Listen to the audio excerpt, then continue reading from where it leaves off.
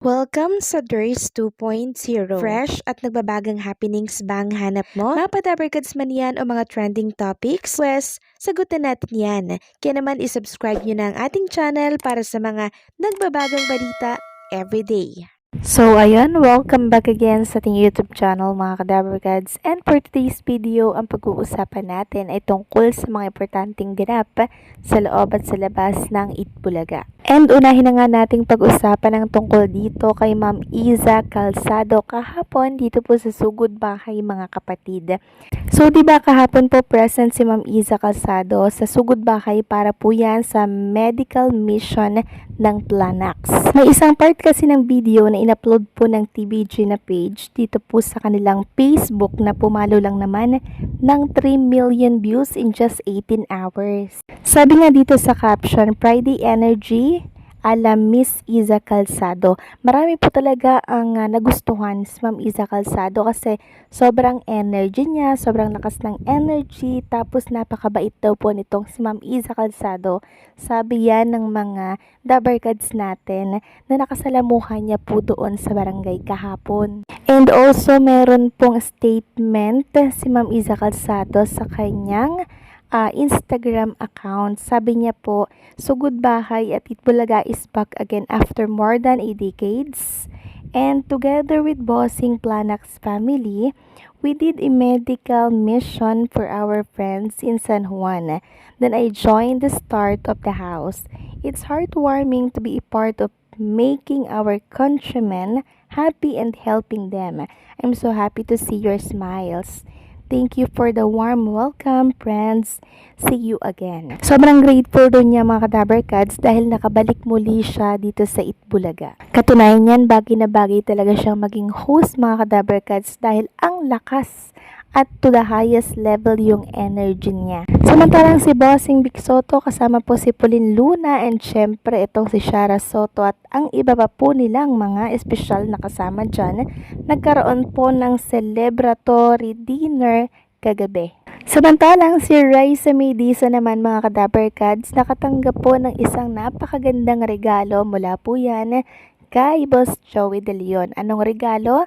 Ito po yung pininta or painting ni Boss Joey De Leon na green apple na meron pong dalawang kagat. Yung sabi dito, the first supper to Raisa May, you'll always be Itbulaga's most beautiful Little Miss Philippines. So, niregalo po ni Boss Joey De Leon yung painting niya na yon kay Raisa May. Napakasweet naman ni Boss Joey De Leon. Tapos, meron pa dyang mga kataga na always be Itbulaga's most beautiful Little Miss Philippines daw, si Raisa May Dizon. At alam niyo po, kahit nakalipas ng birthday ni Raisa May Dizon, may mga natatanggap pa rin siyang regalo mula po kay Ma'am Pinky Fernando Ramos.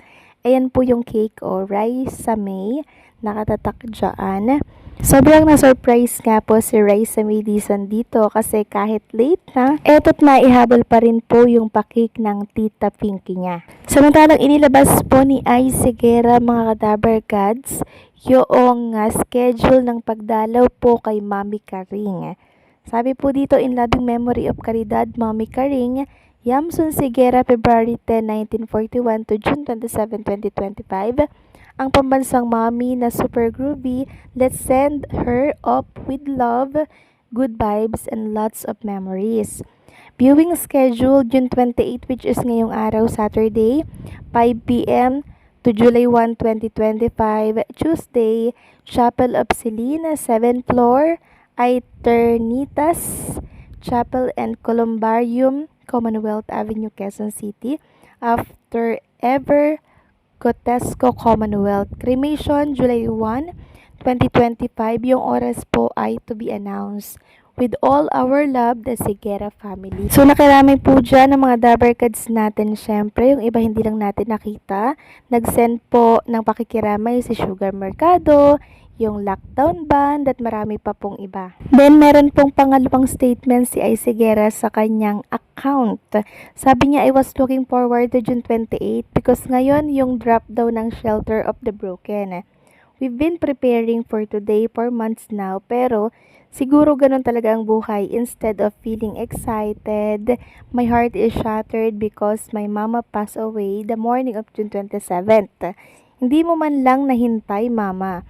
Pero happy ako kasi kahit papaano narinig mo yung buong album bago ka nawala. Sinabi mong proud ka sa akin at nagandahan ka sa mga kanta. Napanood mo pa yung shoot namin ng lyrics video. At kahit wala ka na, sa bawat awit at bawat letra nandun ka. Sa bawat pagsampa ng entablado, kahit hindi na makikita, alam ko na nasa puso kita. Ang hirap, mama, tulungan mo akong kayanin to, ha. Mahal na mahal kita. Then binahagi niya po dyan, mga Kadaber Cards, yung picture niya and yung mama niya na kung saan ay yakap-yakap niya po ito. Si Mami Karing niya po ay pinapanood, no, itong naging concert ni Ai Sigera. And also, meron din pong statement yung pamangkin nitong si Mami Karing ni Ai Sigera. Sabi niya, tita ko maganda, here's a short tribute of our memories together. Kahit sa maiksi na panahon, nagkaroon ako ng isang titang ganda, nanay, and ka-BFF na katulad mo. I will see seeing you in every concerts and gigs, your sermons, asar, chikas, chats, call, mga sinisend mong posts.